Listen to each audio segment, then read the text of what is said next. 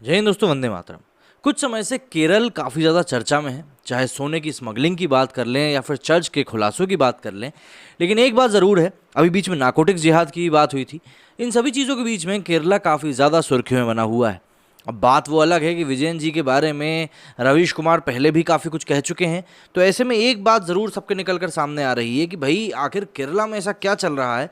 मतलब कोविड के केसेस भी अगर आप देखें तो सबसे ज़्यादा इस समय वो केरला में ही फैल रहे हैं, और सबसे ज़्यादा फैल क्या रहे हैं, मतलब सबसे ज़्यादा नंबर जो है वहाँ से निकल कर लगातार सामने आ रहा है। जहाँ पे उस केरला से कभी जहाँ पर एक एग्जाम्पल की बात की जाती थी कि यार देखिए केरला मॉडल की हम बात करते हैं, केरला मॉडल के से हमें सीखना चाहिए, वो लोग हमें आगे का रास्ता दिखा रहे हैं किस प्रकार से हमें कोविड से लड़ाई करनी है।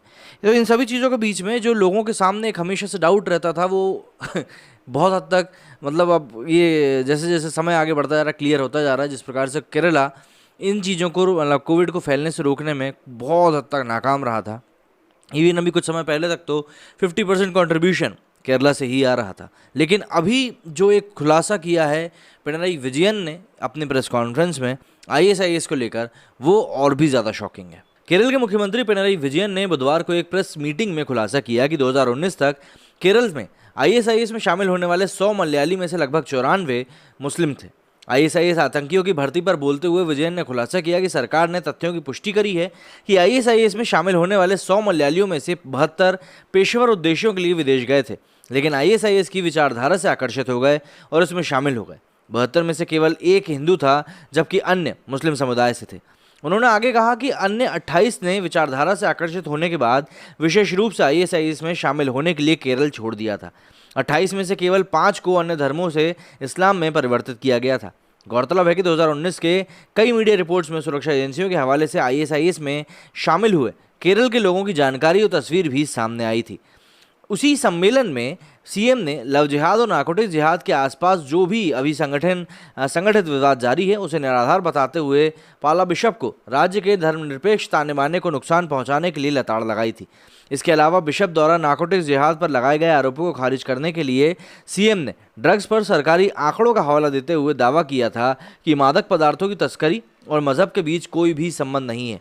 मुख्यमंत्री पिनराई विजयन ने बताया कि 2020 में narcotics drugs and psychotropic substance act NDPCPS 1985 अधिनियम के तहत केरला में 4,941 मामले दर्ज किए गए थे, जबकि 5422 आरोपितों में से 2700 मतलब करीब 50% हिंदू थे, 1869 मतलब कि करीब 34% मुस्लिम थे और 1853 ईसाई थे। एक खराब तर्क देते हुए विजयन ने आगे कहा कि अनुपात ये नहीं बताता कि मादक पदार्थों की तस्करी किसी विशेष धर्म पर आधारित है।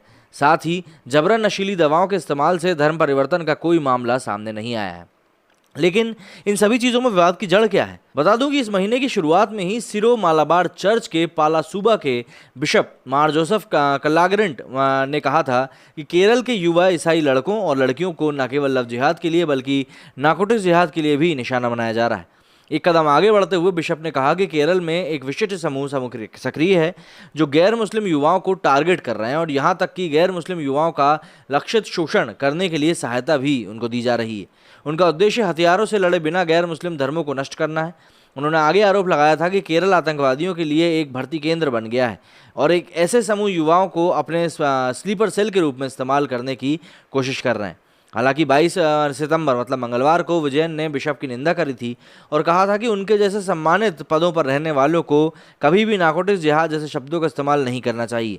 हमारे धर्मनिरपेक्ष समाज ने इसका समर्थन नहीं किया है।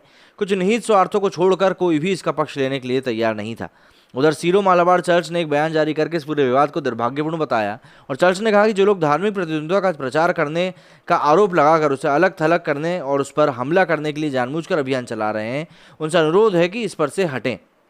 जबकि उनके भाषण का संदर्भ और मकसद स्पष्ट है और हम मानते हैं कि उनके खिलाफ कार्रवाई का आह्वान जानबूझकर किया गया है। ये दावा करते हुए हमारा इरादा किसी विशेष समुदाय पर हमला करने का नहीं था। चर्च ने आगे कहा कि इस तरह के कदम केवल केरल समाज में मौजूद भाईचारे और सह अस्तित्व को नष्ट करने का काम करेंगे। हम साफ करते हैं कि हम इसके खिलाफ खड़े होंगे और उनके साथ मतलब पाल बिशप एकजुट रहेंगे। अब देखिए यहाँ पर केरल के अंदर जो कुछ चल रही है अभी सियासी उठापटक, उसके मद्देनज़र इन सभी बातों को अगर हम देखें तो सभी चीज़ें कहीं ना कहीं आपको ऐसा लगेगा कि मतलब कुछ एक पीरियड, अगर हम मतलब कुछ 2-3 साल 4 साल के पीरियड की बात कर रहे हैं, उसकी उसमें ये चीज़ें कुछ ज़्यादा ही बिगड़ना शुरू हो गई। तो इसीलिए इन चीज़ों की तरफ ध्यान भी एकदम से जाने लगा है।